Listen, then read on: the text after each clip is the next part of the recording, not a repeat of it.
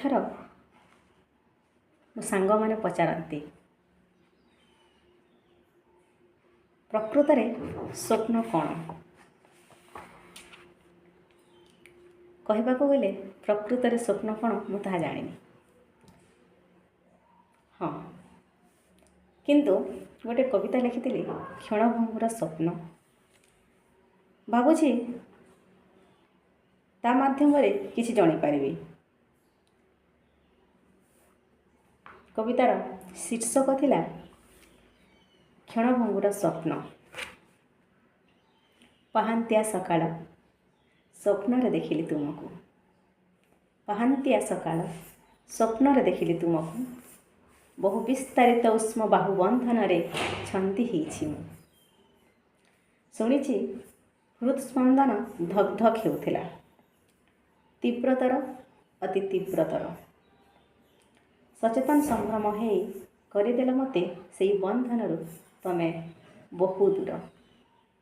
स्वप्न भांगीगला भाजीगला प्रेम चिरजाग्रत नील आकाश रे रंग परिवर्तन करी रात्रि चलीगला गहन अंधकार आउ कौन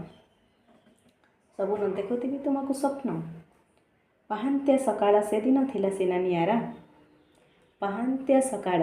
से दिन सिना थिला नियारा मेली जाइथिल तुम बाहु दौड़ी जाइथिली मु हेले आज कौन ताहा संभव मु निजको संयत करि नेछि मु निजको परा संयत करि नेछि आ धरा देबी नाही तुम मिछ प्रेमालिंगन रे सेथिरे नाही आ उष्मता ना अछि उष्माहत शीतलता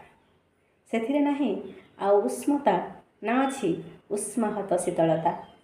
केवल जल नाही ज्वलन केवल पीड़ा ही पीड़ा एते जे पीड़ा मु ताकू शब्द माध्यम रे वर्णना करि पारु नाही केवल मु ही ताकू अनुभव करि पारुछि जहा तुमको जणाई किछि लाभ नाही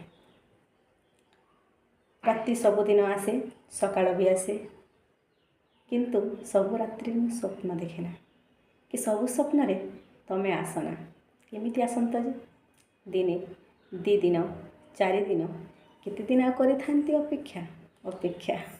सुनिबो कोन ना सुनिले भल केते जे करिछि अपेक्षा बसी मु घंटा घंटा केते जे करिछि अपेक्षा बसी मु घंटा घंटा कलमटी को दांत रे कामुड़ी स्टडी टेबल पाखरे बहीटी को पृष्ठा लेगुटाई लाइब्रेरी कोण भितरे केते बेले पुष्प उद्यान रे तो केते बेले राज रास्ता रे अनेक थर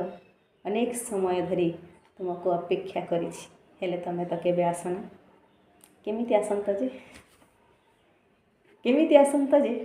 भल पाइबा तो केवल मो तरफ रही थिला।